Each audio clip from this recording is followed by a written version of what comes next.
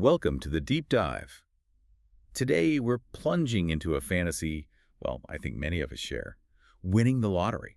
Definitely. Especially with these huge recent jackpots, like the Powerball hitting an estimated $1.1 billion just yesterday, September 1st, 2025. That's the fifth largest ever. It really gets you thinking, what if? It really does. That what if is powerful. But our mission today is to, cut through that excitement and dive into the true realities of sudden wealth.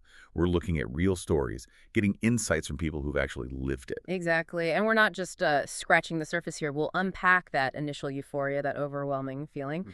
But then we'll quickly get into the profound psychological and social shifts that follow. It's a journey through cautionary tales, the stark warnings, and also some really inspiring paths people took. So you'll get a real sense of what it actually means to win that kind of life-changing money. Okay, let's unpack that. So imagine that moment. The numbers match that feeling. It's just overwhelming. Yeah, totally overwhelming. Surreal. Yeah, surreal discovery. We heard about one young guy, just 21, working at a gas station, found his $28 million winning ticket all crumpled up in his pants pocket. Wow. Apparently, his dad woke him up yelling that a winning ticket was sold at his station. He said they were just hugging and screaming, felt like he was in a movie. I can only imagine that pure, raw emotion. And get this, he'd actually had a really vivid dream about winning, 3 months before. That dream is what pushed him to start playing regularly. A dream. That's pretty wild. Did it mention numbers or anything? The story didn't say specifically about numbers in the dream, just that he dreamt of winning. And his first buys, super relatable for a 21-year-old back then. Okay, let me guess. A car? Well, first a Nintendo NES, believe it or not. Ah, close. And then, later, a big black pickup truck. Right. That phrase, though, feeling like he was in a movie, it captures that initial rush perfectly. Yeah. But the thing is, that Cloud 9 feeling, it often gives way pretty quickly to some really complex stuff. Social, psychological changes. How so? Well, the moment you win, your identity just shifts instantly. You're not just, Tim the family member anymore, or the guy at the station. You become Tim the lottery winner. Ah, okay, that label. Exactly. And that can trigger something people call sudden wealth syndrome. Sudden wealth syndrome. Yeah. Okay, tell me more about that. What does that actually feel like? Think of it like culture shock, but for your whole life. Your identity, it comes with anxiety, distress, sometimes guilt, a real struggle with who you are now, what your purpose is. Wow. The young man you mentioned, he later said he felt like a walking ATM machine. Oof. Yeah, that paints a picture. It really does, because your identity as a person gets sort of overshadowed by this new function. You're a source of money. And that just erodes trust, makes real connections super difficult, because you're constantly wondering, why do people want to be around me? Yeah, are they genuine? Exactly. It ends up being incredibly isolating for a lot of winners. That walking ATM feeling. Such a stark contrast to the initial joy. And those changes, they definitely lead to practical problems, right? Let's talk pitfalls. Yeah, there are quite a few potential ones. Financial mismanagement, bad advice. That seems huge. We heard about a couple in Minnesota. They won $59.6 million, a huge sum.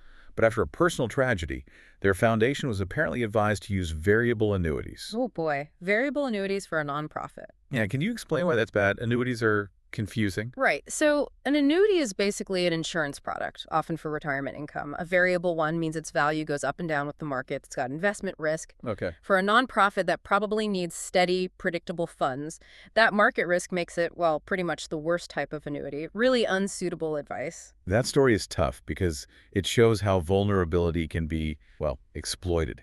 Absolutely. In a time of grief, bad financial advice can just compound the pain. It really underscores why you need solid, unbiased expert advice, immediately. Financial planners, lawyers, the whole team. Definitely. And it's not just bad advice. It's the loss of anonymity. So many states make winners go public. Yeah, that's a big one. That 21-year-old gas station clerk couldn't claim anonymously. He talked about giving interviews while literally trembling inside. Felt like that walking ATM. Said dating was really hard, too. Trust issues. I bet. How could you trust anyone's motives? Exactly. And we saw this on Reddit, too. A Powerball winner got about $4 million after taxes and splitting it. Not the giant headline number. He just deeply regretted the press. Said everyone assumed he was filthy rich, constantly hitting him up for money. That exposure, Becoming a public figure overnight when you didn't ask for it, it's a massive shock. It affects everything, personal safety, relationships. You hear so many winners say they wish they could have stayed anonymous. It just fuels that sudden wealth syndrome we talked about. Makes it almost impossible to know who's genuine. And that leads right into strained relationships. That same young winner, he said some family relationships got damaged, people asking for money. Always happens. And he felt guilty saying no. He also learned that some people just didn't see his win as earned, which breeds jealousy. Yeah, the easy money perception. Right. And then there's a really sad story of a preacher in Texas, won $31 million. Yeah. He was apparently incredibly generous, bought houses, cars, donated food, but he just couldn't say no. Ended up broke. That's heartbreaking. It shows generosity without boundaries can be ruinous, too. So connecting this all back, yeah, what does it tell us? I think what these practical challenges really show is that sudden wealth acts like a powerful magnifier. A magnifier. Yeah. It magnifies your existing character, your relationships, your flaws, your strengths. It exposes vulnerabilities you didn't even know you had. Okay, that makes sense. And it just hammers home the need for really solid financial and legal planning before you even cash that ticket. It's not just about losing the money. It's about losing peace of mind, trust, maybe even yourself if you're not prepared. Okay, so we've hit the initial shock, the immediate challenges. Yeah. But the outcomes, they really vary, don't they? It's a whole spectrum. Absolutely. Full spectrum. Some really cautionary tales, but also some genuinely inspiring stories. Let's touch on the cautionary ones first. They're pretty stark. We heard about a Powerball winner from West Virginia, won a record amount back then, $315 million. Wow. His life just seemed to unravel. Took the lump sum, about $113 million, faced multiple family tragedies, awful stuff. Then burglaries, lost hundreds of thousands in cash. Struggled with gambling, drinking, got sued by a casino. Oh, man. He apparently said he wished he'd just torn that ticket up. That's incredibly sad. Just shows money can't fix deep-seated issues or shield you from tragedy. No. And another one, a $16.2 million winner in Pennsylvania. Within a year, his life was described as a nightmare. Deep in debt, sued by an ex-girlfriend, and his own brother allegedly hired a hitman against him. Good grief. A hitman. That's terrifying. Right. And relationships often take the hit. An English couple won about $2.76 million, apparently never argued before they won. Then a fire. They were underinsured, allegations of cheating. The marriage just fell apart after 14 years. Fortune, gone. Relationship, gone. These stories really drive home that point about magnification. If there are underlying problems, addiction, family issues, trust issues, a huge influx of cash can just pour gasoline on the fire. It really seems that way. Doesn't solve the root problem, just makes the fallout bigger. Exactly. It can accelerate everything, often towards a catastrophic end if things aren't handled carefully. But okay, it's not all doom and gloom, thankfully. There are inspiring stories too, right? People who handled it differently. Yes, definitely. Very different paths. Take the story of an immigrant, originally from Laos. He was actually undergoing chemo for cancer when he won a share of that massive $1.3 billion jackpot. Yeah, talk about timing. Right. He chose the lump sum, split it with his wife and a friend, and his plans. Save for his family, provide for them, and take a bike trip to Tuscany.